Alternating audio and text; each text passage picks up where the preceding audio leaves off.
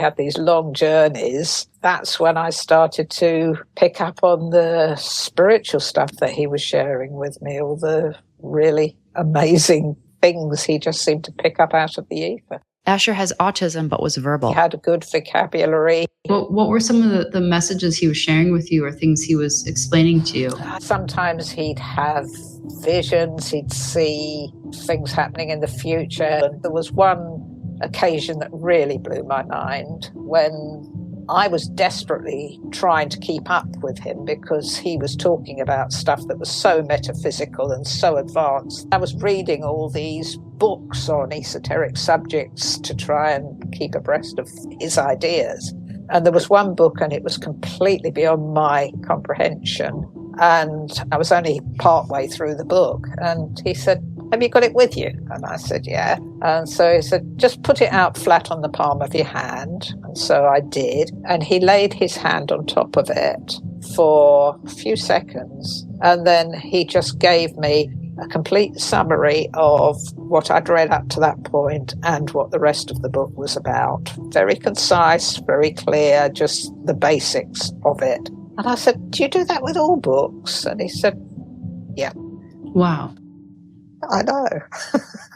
And he was talking to you at this point. So this was still, he was using his words. He was still using words. He carried on using words right up into his 20s. Just to back up, because you're right, that is so astounding. It's like you have to take a minute to take it in. So he could put his hand on a book and basically absorb all the information in the book. Yeah. Wow. And that's what he now does when he moves out of body and goes to what he calls the realms, this sort of psychological landscape, if you like, that he contacts me from.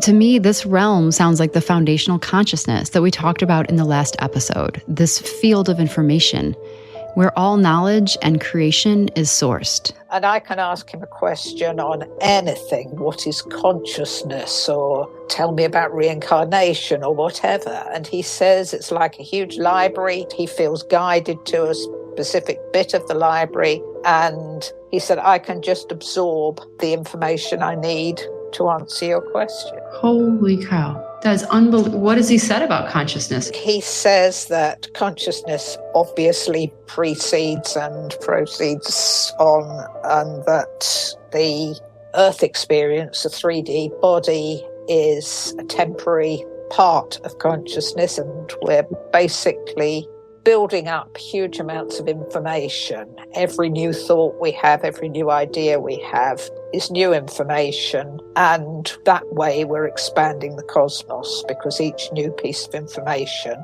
that we come up with then goes into this library of his and becomes available for everybody else. But we have to get this knowledge through direct experience in 3D light.